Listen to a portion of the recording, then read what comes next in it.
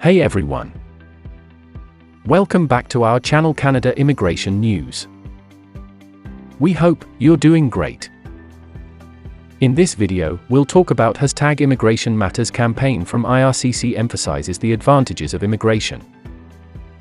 So to get all the information, pay attention and watch the video through to the end. Please hit the like, subscribe, and don't forget to push the notification bell for upcoming episodes.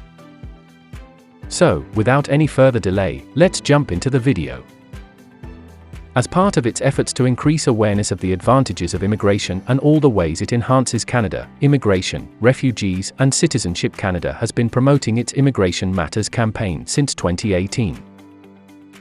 This program, which is also known as #Welcoming Week 2022, is run by the IRCC to inform Canadians about the benefits of immigration as well as to inform prospective immigrants of these benefits. The program includes neighborhood gatherings and a website with immigration success stories, details on the immigration process, and ways Canadians may participate in immigration campaigns in their neighborhoods. Canada has been opening its doors to more immigrants in recent years, and by the end of 2022, it expects to have welcomed over 432,000 new permanent residents, maintaining Canada's labor force, bolstering the economy, and building varied and resilient communities all depend on immigration. People immigrate to Canada. Because of the stability and economic prospects in Canada, new immigrants often decide to stay. As a result, 85% of Canadian permanent residents remain in the country.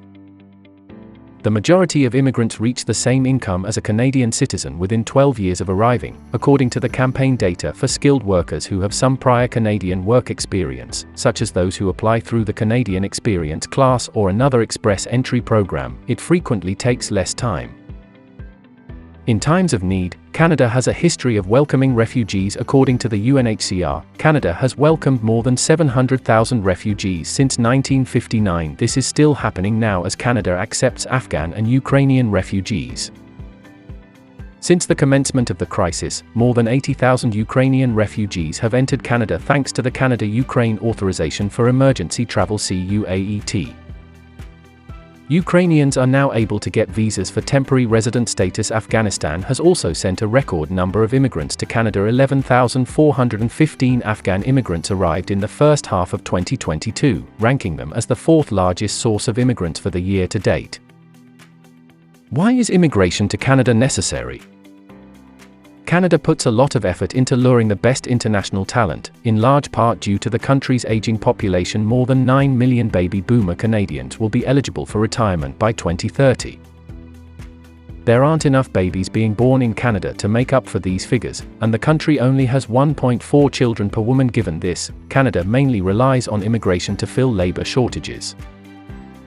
In Canada, there are currently more than 1 million open positions, and the unemployment rate is 4.9%, which is extremely low. This has caused shortages across the nation in a number of significant areas.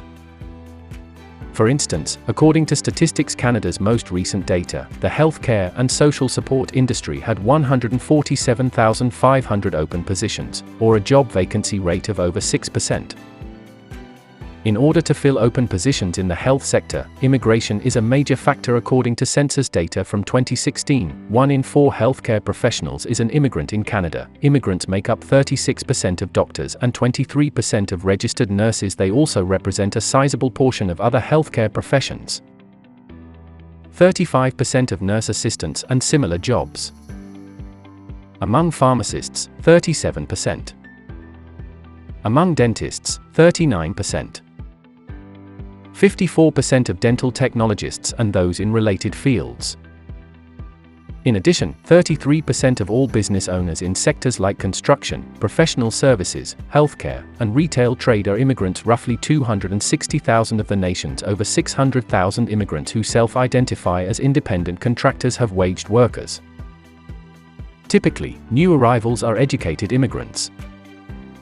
Every year, the Canadian government develops an immigration levels plan with estimates for at least 3 years in the future in order to maintain population growth in Canada at a sustainable rate that also supports the labor force and economy. According to the current plan, 1.14% of Canadians will be new immigrants by 2024.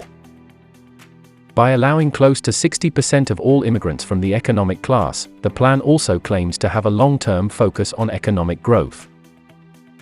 The vast majority of immigrants to Canada are members of the lower socioeconomic classes. They are recent immigrants with in-demand skills who can contribute to the labor force and economy of Canada.